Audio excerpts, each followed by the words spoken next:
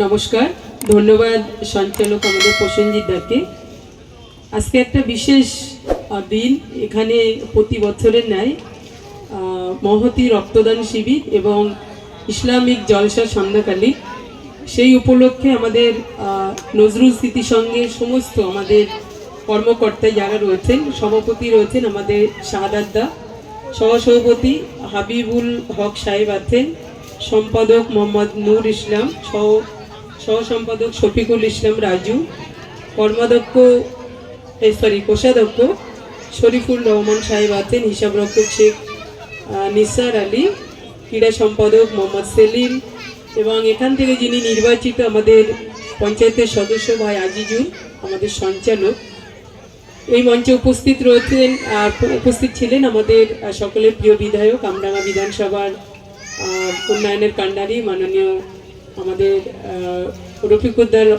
রফিকুর রহমান সাহেব ছিলেন। বর্তমানে উপস্থিত রয়েছেন এখানকার বর্ষিয়ার নেতৃত্ব বিশিষ্ট সমাজসেবক আমাদের ভোমদা আছেন, আমাদের বিশিষ্ট সমাজসেবক আমাদের ইচা ভাই এখানে আছেন, আমাদের বিশিষ্ট সমাজসেবক এবং হাজি সাহেব আমাদের ইচা সরকার সাহেব আছেন। এখানে আমার বোন প্রধান রমা আছে, আমার সহকারী সভাপতি ভাই বাবলু, সম্পাদক সাহেবের নাম বলেছি, যারা আমন্ত্রণে আসা আমাদের দত্তপুকুর গ্রাম পঞ্চায়েতের উপপ্রধান ভাই মান্তু, নুরুল ভাই থেকে শুরু করে বলেছিলাম আপনার। আচ্ছা, এখানে আরও অনেক বিশিষ্টজনেরা রয়েছেন। মঞ্চের নিচে আমার ছোট্ট ছোট বোনেরা রয়েছেন, আমার বয়োজ্যেষ্ঠ যে সমস্ত আমার চাচাজিরা আছেন, আমার দাদারা আছেন, আমার মায়েরা বোনেরা, সবাইকে আমার পক্ষ থেকে অনেক অনেক শুভেচ্ছা অভিনন্দন। প্রথমে বলি যে জলসার সঙ্গে রক্তদান শিবির, এটা সত্যি একটা বাড়তি পাওনা এবং একটা ভালো উদ্যোগ। আমি বেশ কিছু জায়গায় দেখছি এরকমভাবে। আগে জলসা হতো, ধর্মীয় বিভিন্ন হাদিস কোরআনের আলোচনা এখানে হবে, আমাদের মুফতি কারি মাওলানা সাহেব যারা আসবেন তারা বলবেন আমাদের ইসলাম সম্পর্কে, আমাদের যে পথনির্দেশিকা দেবেন, আমরা সবাই চেষ্টা করব সেই পথনির্দেশিকা মেনে চলার। আমার প্রিয় রসুল আমাদের মোহাম্মদ সাল্লাল্লাহু আলাইহি সাল্লামের আমরা উম্মত। আমাদের যে ধর্ম, ইসলাম ধর্ম শেখায় শান্তির বার্তা দিতে।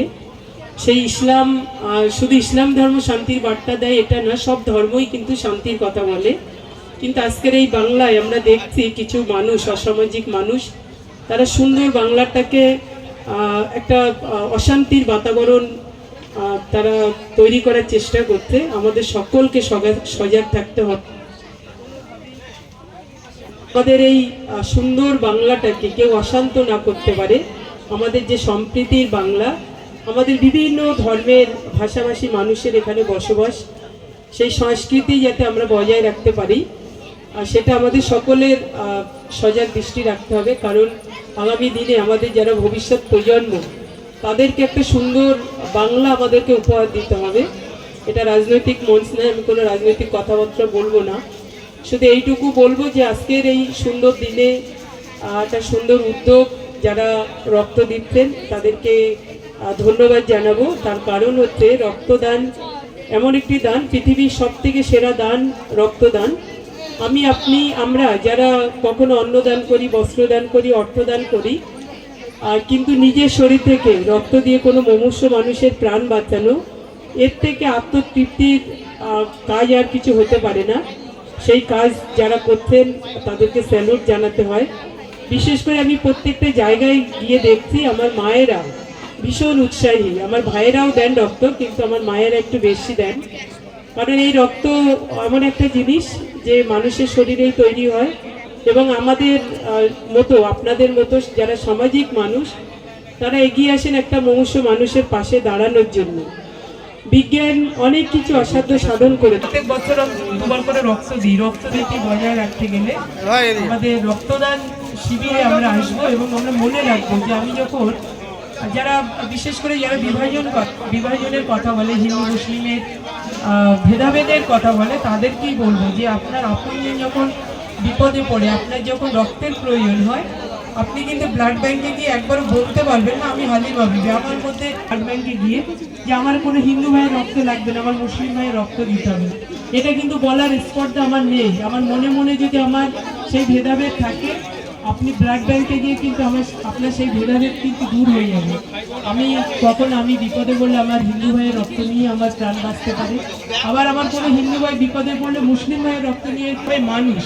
তারপরে আমাদের ধর্ম যায় যা, তাই বলবো যে কোনো ভেদাভেদ নয়। এখানে যারা রক্ত দিচ্ছেন তাদের এই রক্তটা ব্লাড ব্যাংকে যখন পৌঁছাচ্ছে, আপনাদের একটা জিনিস মনে রাখতে হবে। আগে আমরা জানতাম একটা মানুষের একটা ইউনিট রক্ত, হোল ব্লাডটা তার শরীরে দিতে হতো। এখন কিন্তু বিজ্ঞান অনেক উন্নত, তাই একটা ব্লাডকে 3টে ভাগে ভাগ করার সেই প্রক্রিয়া তারা বিচারের জন্য সেই ধর্মের মানুষদের উপরে আমরা আঙুল তোলার সুযোগ পাই।